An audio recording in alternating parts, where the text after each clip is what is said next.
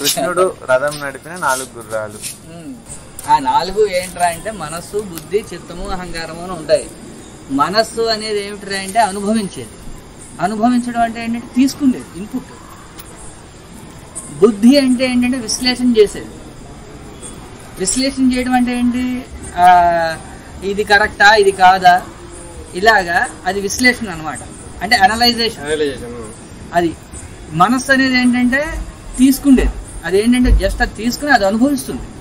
అనుభవించడం అంటే దానికి ఇప్పుడు ఫర్ ఎగ్జాంపుల్ ఇప్పుడు టేస్ట్ ఉంది, అది స్వీట్ అని లేదంటే సాల్ట్ అని, ఇప్పుడు లేదా ఫీలింగ్స్ బాధ సంతోషం ఇలాగా ఇవేవైతే ఉన్నాయో వీటిని ఏంటంటే అనుభవం రూపంలో తీసుకుంటుంది. జీవితం అనేది ఒక పెద్ద అనుభవం.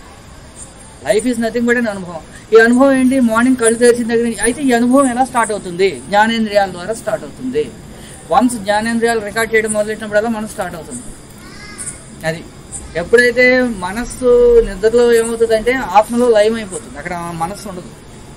నిద్రపోయేవాడికి మనస్సు ఏముండదు, అందుకే వాడికి ఏం తెలియదు. లేచిన తర్వాత మనస్సు ఎందుకు ఉంటుందిరా అంటే వీడి 5 సెన్సెస్ లేస్తాయి, అప్పుడు మనస్సు అనేది ఏర్పడుతుంది. అది మెయిన్, అది మనస్సు అంటే.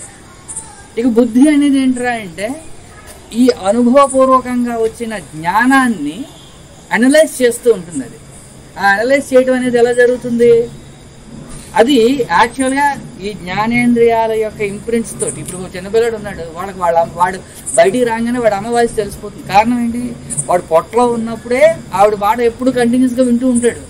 సో ఆ బయటికి రాగానే ఆ కంఠస్వరం తెలుసు. సో ఆ కంఠస్వరం ఉన్న వ్యక్తి మా అమ్మని వెంటనే గుర్తుపెట్టేస్తాడు. ఆ తర్వాత సెకండ్ ఆవిడ టచ్, ఆ టచ్ అలవాటు అయిపోతుంది. వాళ్ళ అమ్మ కాకుండా ఇంకోటి ఎవడన్నా ఎత్తుకున్నా కూడా ఊరుకోడు, వాళ్ళ అమ్మ ఎత్తుకుంటానే ఊరుకుంటాడు. సో అక్కడ ఏంటి, సెన్సెస్ అన్ని పనిచేయడం మొదలెట్టాయి. ఇది బుద్ధి. మీకు అర్థమైందా? బుద్ధి అంటే అది. మనస్సు అంటే ఇప్పుడు ఇందాక అర్థమైందా, మనస్సు అంటే అది ఎమోషన్స్, బుద్ధి అంటే ఇది. ఇక చిత్తము అంటే ఏంటో తెలుసా, అది నమ్మటం. ఇది నిజమని నమ్మటారు మీరు. అది నిజమని నమ్మిన తర్వాతే కదా దాన్ని ఫర్దర్ రికార్డ్ చేసుకుంటారు. అబద్ధం అంటే దాన్ని ఇంకా తీసుకోరు. అది నమ్మటం అనేది చిత్తం అంటారు అనమాట. దాన్ని ఇప్పుడు మీ పేరు పలానా అని పెడతారు. పెట్టిన తర్వాత ఆ పేరుతో ఎవరిని పిలిచా నన్నే పిలిచాడని చెప్పేసి తిరుగుతారు. ఎందుకు, ఆ పేరు నాది అని చెప్పేసి మీరు అది ఓన్ చేసుకోవడం. చిత్తం అంటే అది నాది అని చెప్పి తీసుకోవడం. నాది అని అనుకోవడాన్ని చిత్తం అంటారు. నేను అని అనుకోవడాన్ని అహంకారం అంటారు.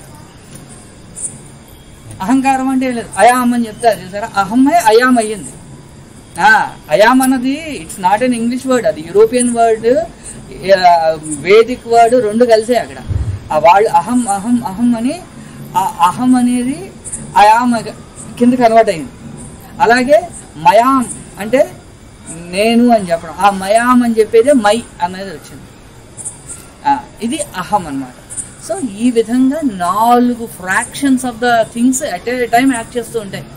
4 ఎట్ ఏ టైం. ఇప్పుడు రథాలకి 4 గుర్రాలను నేను ఎందుకు చెప్పాను, 4 ఒకేలా పరిగెడుతూ ఉంటాయి. అప్పుడే కదా రథం ముందుకు నడిచేది. రథం అంటే శరీరం, రథం అంటే శరీరం. కృష్ణుడు అంటే పరమాత్మ, అర్జునుడు అంటే జీవాత్మ. ఆత్మని మనం అంటాం కదా, ఆ ఆత్మ అనేది మనం జీవాత్మ, పరమాత్మ అనేది కృష్ణుడు అవుతాడు. అది యాక్చువల్గా రథం యొక్క ఆ భగవద్గీత రథానికి ఉండే రిప్రజెంటేషన్ అది.